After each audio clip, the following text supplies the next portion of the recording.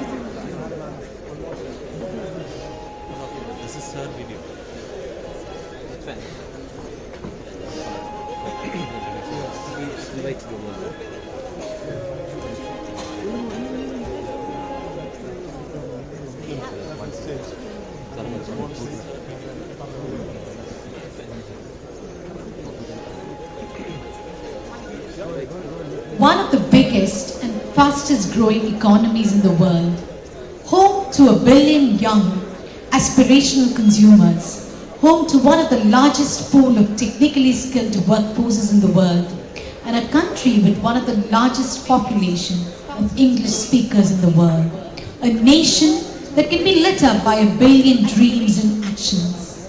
While the global economy is expected to witness a shortage of young population of around 56 million by 2020, India, a nation getting younger as the world ages, will be the only country with a youth surplus of 47 million. A young workforce means having more innovative and creative minds. It also means we are able to better leverage technology and increase efficiency. While the country's young demographic base is beneficial for India's growth, harnessing its full potential is a major challenge. To discuss about the opportunities for next gen in a changing world, we have with us 3 young and vibrant representatives of young India and a young dynamic moderator. To introduce our panelists and the chair for the discussion, may I invite Mr. Jomon K. George, Managing Committee Member, KMA. Vibrant representatives of young India and a young dynamic moderator. To introduce our panelists and the chair for the discussion, may I invite Mr. Jomon K. George, Managing Committee Member, KMA. Good evening to all of you. We're moving on to the last but at a very, very important session on opportunities for the new gen in a changing world. We have 3 panelists and a very able moderator to take us through the session. I'm to formally introduce each one of them, starting with Jiri Chani from Singapore. He's a professional sports manager and CEO at MySport Private Limited, Singapore. Has more than 17 years of experience in youth football sector as a coach and as a manager of youth teams of Juventus and Real Madrid, to his credit. Jiri is focused on intensive short-term training programs in combination with injury prevention and nutrition education in the youth sector. Jiri completed his bachelor's degree in sports management from Dowling College, Long Island, USA, and took his master's from New Buckinghamshire University, UK. He is an acclaimed speaker on sports management and has presented papers in many international conferences. Jiri Chani with us here. The next speaker is daughter of our own land, Nasneen Jahangir. She is the CEO and Executive Director of the Nest Group. Nasneen is the second generation entrepreneur, an engineer by training. She is also the CEO of the software, education and training business of the Diversified Group, which has operations across North America, Europe, the Middle East, Africa, India, Japan and Australia. Over the last 8 years, Nest software business has grown manifold under her leadership, entering into new frontiers, domains and technological specializations, particularly into healthcare, communication, BFSI, aerospace, defense, transportation, energy, and quite a lot more to mention. And she has been instrumental in getting all the world-renowned accreditations and certifications for companies. And she travels extensively across the globe. And apart from being an aggressive businesswoman, she also has a soft heart and heads the CSR initiatives of the group. Happily married and blessed with 2 sons, Nasrin Jahan. And Anubha Sinha is a silent performer of the lot. Anubha is the managing director and founder of Race 3D, a company which works on conversion of 2D content into 3D. She is a board member of the Advanced Imaging Society Los Angeles, and she has been involved in programming for several 3D movies in Hollywood and also Bollywood. Her company has offices in Dubai and Germany, and she also holds a Guinness Book of World Records for the biggest 3D hoarding. She has converted the Hindi movie, the legendary Hindi movie Sholay, into 3D, and now busy working on converting the historic movie hit, the Malayalam movie Pulumurigan, onto the 3D format. Her company employs 2,000 people and rightly was awarded by the state government for her achievement for quality and creating employment in the state.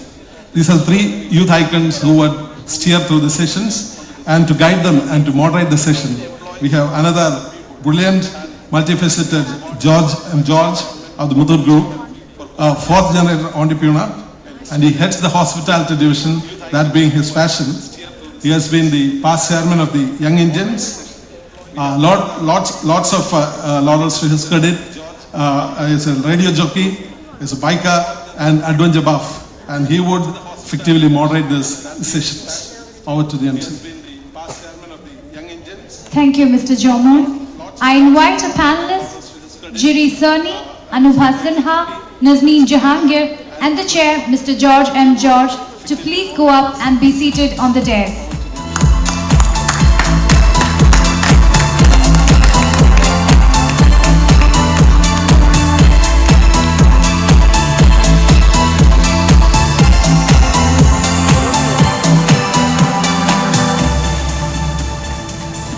To present our guests with a bouquet of flowers and formally welcome them, may I invite Ms. Nirmala, Managing Committee Member KMA and CEO Infinity Hospitality Services.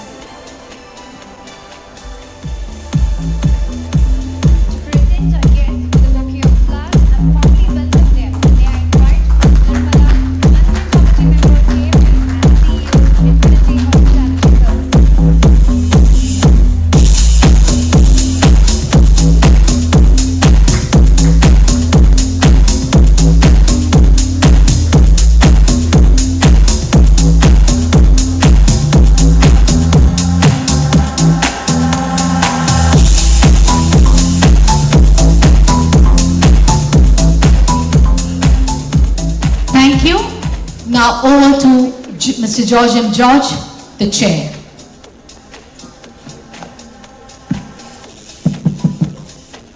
How do I start this session? So we'll start with a very good evening to everybody. And I'd like to invite our panelists today on behalf of KMA again. Thank you very much for being here and spending your time. What we would like to do is, we've got a lot of eminent people here, especially a very young group. They're all in different lines of work and they've got very interesting input. I was just talking to them right outside this hall, and they've got very interesting perspectives on their business and what they do. So in this respect, what we'll do is we will start with, they've already been introduced, but we'll start with something else that they can tell us about what they do and what drives them to do this and what's in it for the next generation as well. So to start off, well, I'm faced with a problem here. I don't know who we should start with. We've had, by the way, World's Women's Day on the 8th. And we have 2 very beautiful women with us and highly skilled as well. But we have only one gentleman who is not from this place. So we'll invite you to come forward first and say a few things about sports management and what you do as well. Thank you. Thank you, Nazneen. That was quite insightful about family businesses, and it's true actually, the statistics speak for themselves, especially in the Western Hemisphere and now in this side of the world as well. Our next panelist is a woman, a lady who never ceases to amaze me. She's very soft-spoken, but her achievements are fantabulous. She set a lot of Guinness Book World Records. If I'm not mistaken, you're setting a new record as well that's coming up in the near future. So we'd love to invite you and ask you to say a few words about what you're doing in terms of the 3D and virtual reality as well. Our next panelist is a woman, hello everyone. a lady who never ceases to Good amaze evening. me. She's very soft-spoken, but her achievements are fantabulous. Can I request some of you to stand? A favor, You're please. setting a new record as well that's coming up in the near future. So we'd love to invite you and ask you to say a few Yeah, words. thank you so much. What you're doing I'm really in terms grateful. of the 3D and virtual reality. Actually, the convention chairman wanted me to move the audience. So this was the only way it's possible because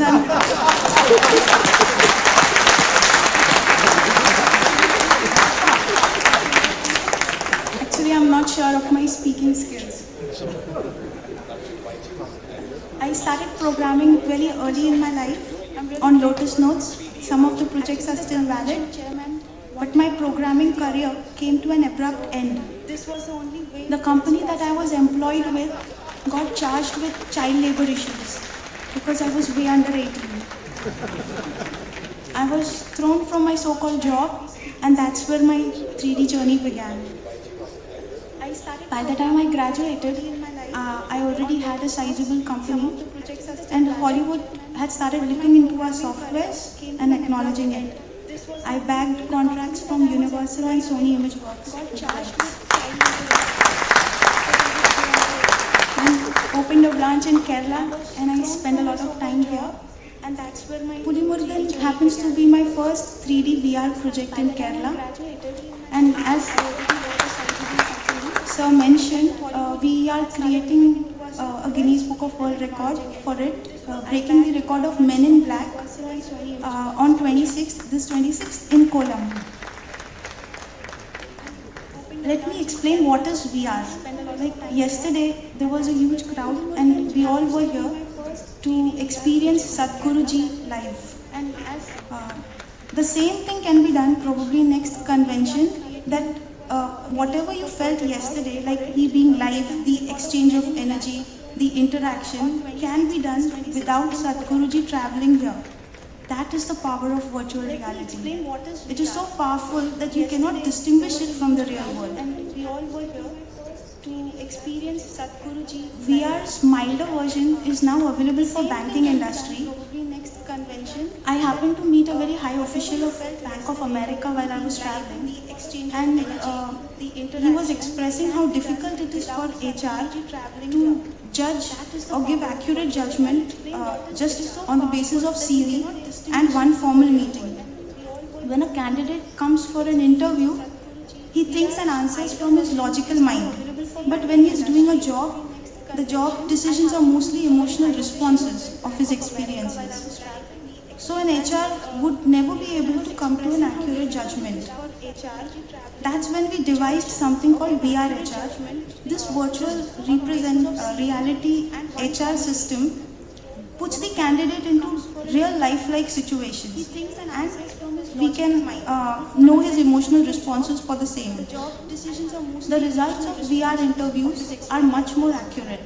So an HR would never be able to come to an accurate. Education is also another segment which VR has already recognized. In the United States, it has become curriculum for K-12 students. St. Florida was one of the first states to accept it. I hope India too joins the tech wagon soon. That's all from me. I'll show you a minute of a video for those who have never experienced VR. Thank you.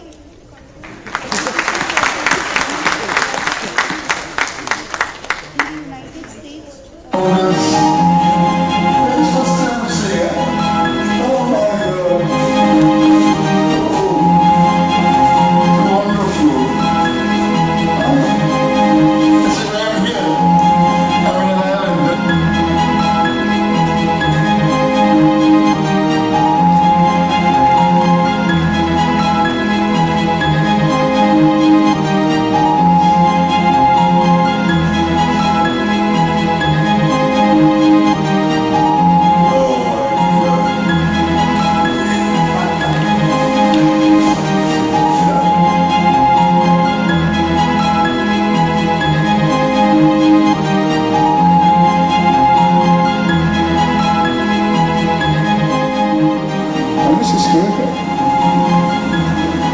brings you there, isn't it?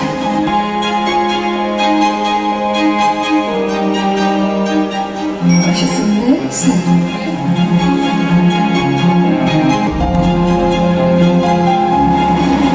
It's clever, isn't it?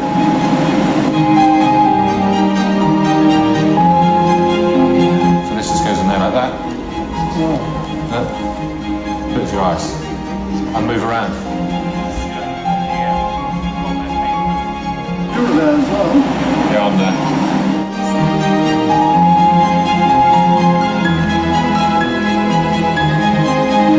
My God. You have no idea this beautiful. Our milk and all of this,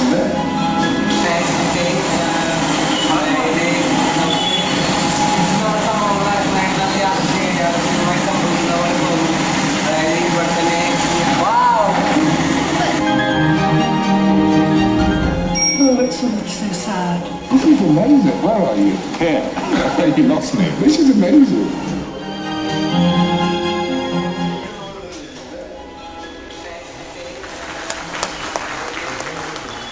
Thank you, Anubha. That was quite insightful. I like the way you said that next year we won't have to invite Sadhguruji, because then it'll save KMA a lot of money, because we can have him virtually here and feel the vibes and all of that. So that's good. But I must also admit that coming from the hospitality industry, your technology is what really threatens us the most. Because if people stop traveling and they're going to experience everything from their living room, then we're out of business. That's how we look at it. So that's our biggest threat. Anyway, leaving that aside, coming to you, Jiri, when you said something about sports management in India, I also understand that you work with, you work in about 26 or 27 countries. To get an apt comparison of where India stands, can you compare sports management and the facilities in India versus any other country in this part of the world, specifically in Asia? I'm working in 26 countries all around the world, 4 continents, so I can compare, but I don't like to do it so much. Yeah, I don't want to be that put one country next to another. Of course, it's difficult to compare facilities in India and facilities, for example, in Spain. Yeah, that's simply impossible. But on the other side, I would like to compare a little bit India and China. I think there is still a challenge in many ways between China and India. But China decided a few years ago to change the way of the development, sport development, especially in the football way. For example, they hired 20,000 coaches from Europe, and the president of China, he decided we will support schools. So now the plan is to get at every single school professional football coach from Europe. We don't know for how long this will be, because if in China will change the president who loves badminton, everything will change from football to badminton. But the truth is that the development is there, and it's huge. They spend a lot of money into the sport. They realize that the kids, they cannot just only sit all the day at school, watch TV, computers. No, they need to be educated even in the way of sports. Do you have any comparative figures between India and China in terms of what we invest in sports management or where we are versus China? You said about 20,000 coaches. 20,000 coaches, but of course China is huge. It's a very big country, and they got this plan in I think next 2 or 3 years to fill this quota. They are working on it very hard. I got many coaches from Spain, from Italy. They are traveling to China. They are working 1 year in China. They share the experience. They are teaching the local coaches, and then they are coming back to their own country. But the development is there, the process, technical, tactical, even the development regarding the science, which is linked at the moment together with the sport. So they are working on it, and I would be glad if a similar project can be run here in India, and we would be able to work on it. Yeah, that'd be great because that'd be the year we actually weaned ourselves off cricket officially, and then we can move on to other sports. But speaking of the next generation, this question is for you, Nazneen. I understand you're not directly involved with the company, your sister concern, SFO. But I understand that SFO, in association with various colleges and other universities, is putting together these incubation centers for startups, especially giving them that opportunity to grow and mentor them. Would you like to enlighten us on that? This question is for you, Nazneen. SFO is the technology side of the Nest Group, and they are directly linked with EMS companies, there are manufacturing companies with OEMs. So that is only a technology company. So we are as a group associated with college for the close association with academia. And to do that, we have continuous association both from the software side as well as from the hardware side to link with colleges to set up incubation centers where we are able to associate with them and connect better with the college students, take their ideas into a place and give them an opportunity like how she started off as it was very young. So we give them an opportunity where their ideas and dreams are cherished, heard, and they can make that into reality. And they could bring it up to us to make it into manufacturing or a finished product, or we support them in terms of getting off with their dreams as an incubation center. So Nest has always wanted to work with.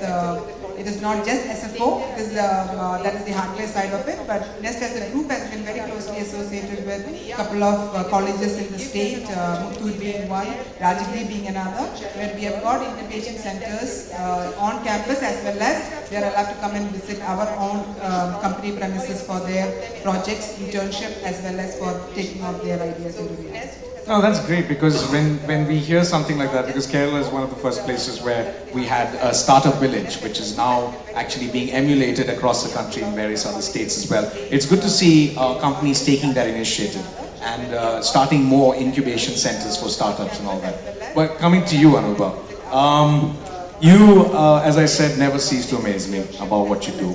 And there was something that you were mentioning about, and I had also talked about the new record that you're actually setting as far as the Guinness Book is concerned.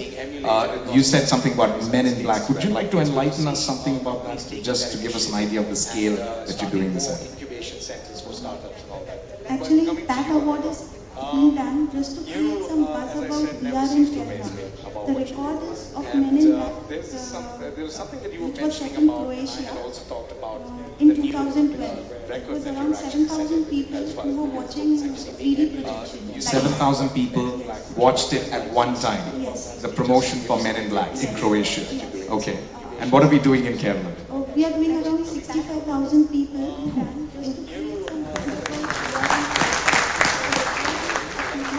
65,000 people? Yeah, that's wow. The stadium capacity. Actually.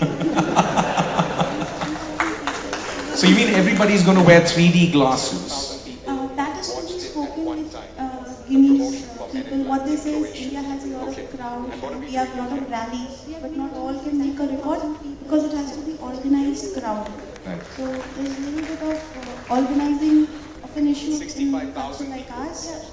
So they need volunteer for 50 people and lots of rules. So I think for the record per se, we might go up to 15,000, but everything will be done in front of 65,000 people. And this is for the movie Pulimuru? Yeah, this is for the movie Pulimuru. I mean, this is a proud moment for Kerala as well because it's a Malayalam movie that is going to set the record across the world, and she's going to make that happen. So, talking about virtual reality, from 3D to virtual reality, that transition that you actually talked about. 3D we are all aware of, virtual reality is still in its nascent phase. When and how do you see that changing the way we live, the way we see things, the way we experience things? 3D is actually how you see things for real, like with depth, and virtual reality is experiencing the same reality with senses, all your senses. So vision occupies 94% of your brain.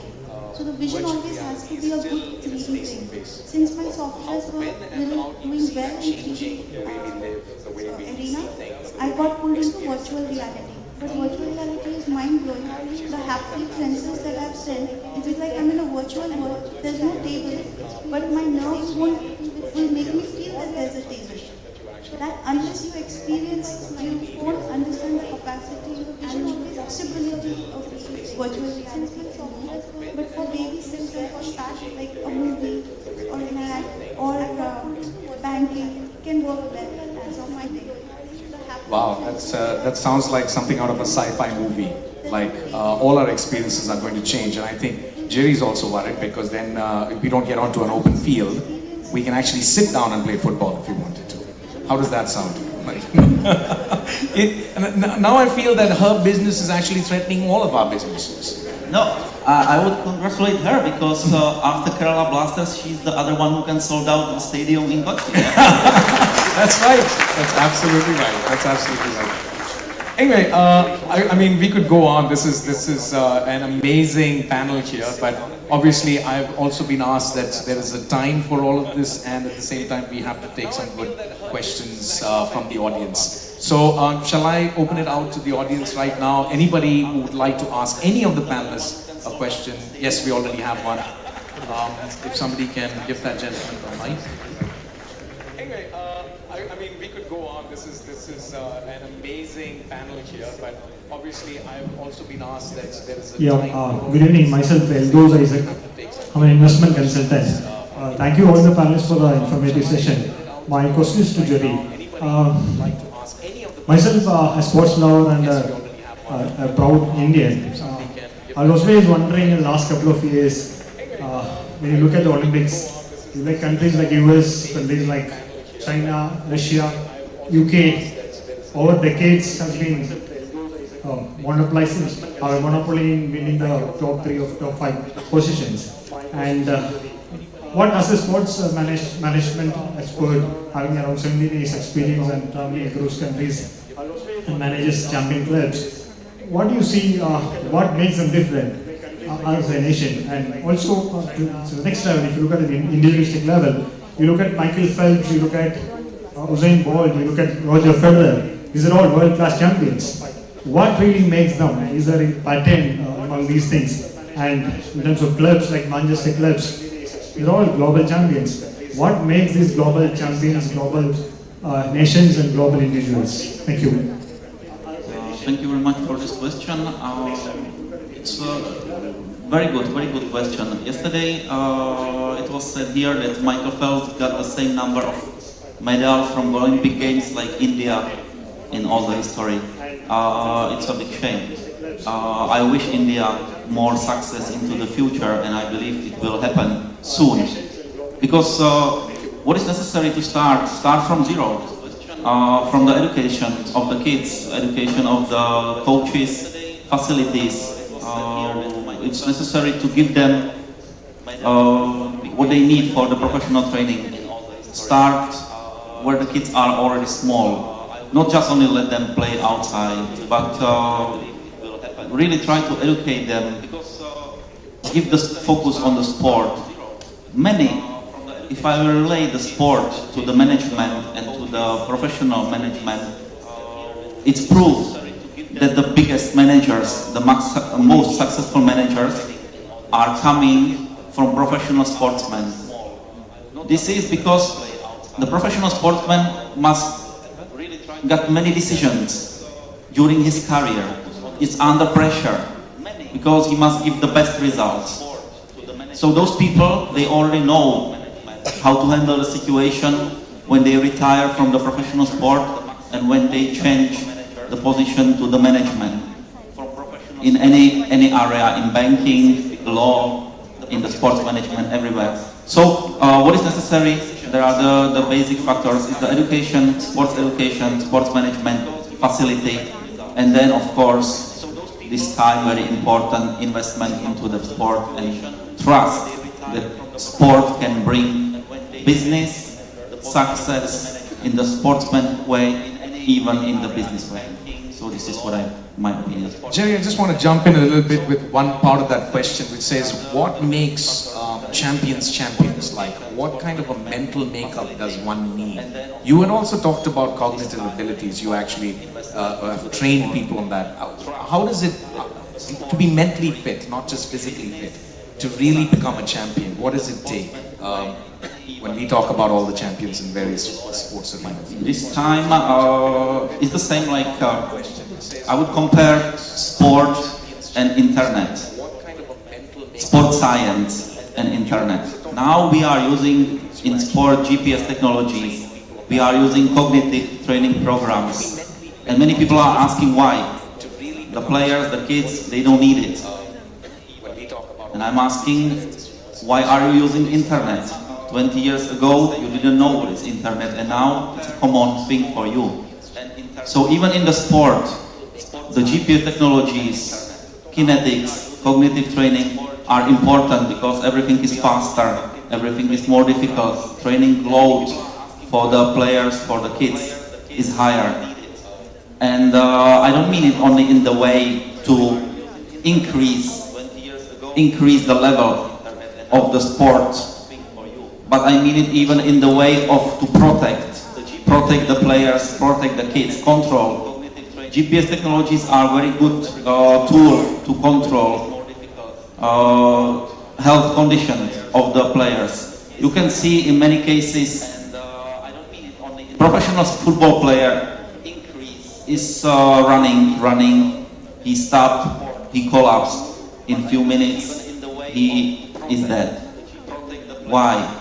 Because the organism is overloaded, and we need to control. We need even control these functions already for the kids. We have cases when 9-year-old boy, it's from Indonesia, 9-year-old boy is able to run 6.8 kilometers in 90 minutes, which is incredible. Everything is faster, everything is more difficult. So we need to link technologies, science, sports management together with the sport, with the performance itself. Thank you, Jerry. That was quite enlightening. We're ready for the next question. Anybody? 6.8 kilometers in 90 minutes. That gentleman over there. Which is incredible. I see a very young audience at the back, and you don't seem to have any questions regarding sports, the future of sports or virtual reality. Or maybe you're already clued in. So if I ask a question, will you consider me as a young person, though I am a senior citizen? So we always look at people from their mental age, not from their physical age. Yeah, my question is to Mr. Jerry itself. He was talking about that Greenfield Stadium. At 200 there was no action for the last 1 year. The question is, I think I have a feeling that the whole activity which is happening in Trivandrum is politics generally. Because it's the center of our administration, etc. So is it really help that such stadiums can be located in other districts where so much of political activities are not there? And also, in maybe we are only a 70-year-old young nation. Will it improve by when the democracy is settled, like US or other countries? I'm not sure how you're going to answer the political part. I want to say I don't like to mix politics and sport together. Unfortunately, it works together many years. But here, I have no experience. Really, I'm sorry, I don't have experience. But what I mean with this is the situation that I wish Greenfield Stadium to get the events. I wish to see there every week coming the families, the kids, the people cheer for the teams, or just only actively play any of the sports. Greenfield Stadium is not just only about the main football field. There is an indoor hall. There are activities for football, basketball, volleyball, other sports. Everything. It's a huge area. I believe that it will start to be more open for public, and the people will come. The activities will be there, and they will be enjoying, especially the families with the kids, because this is the beginning of all. How to attract the kids come and play, how to create the future of the sport. And of course, the second part is the economical part for the stadium itself, to bring sponsors. I would say, which sponsor will come to the stadium and pay for marketing if there are no spectators, if nobody is coming to see the advertisement? So this is coming all together. If there are many events, there will be coming sponsors, there will be coming business opportunities, investments, and we know about it. We are already talking about these options. Thank you. We're ready for another question. Oh, it has to be the last question? Okay. We're not exactly struggling for hands here right now, for some reason. This is coming all together. If there are many events, there will be coming sponsors, there will be coming business opportunities, investments, and we know about it. The question is for virtual reality. Thank you. I think your name has changed. It's from virtual reality. So, are you here with us right now, or is it just we're seeing us? That's precisely the question. As you were mentioning that she's going to throw many people out of business, maybe even education. I think maybe tomorrow virtual marriages will happen. Well,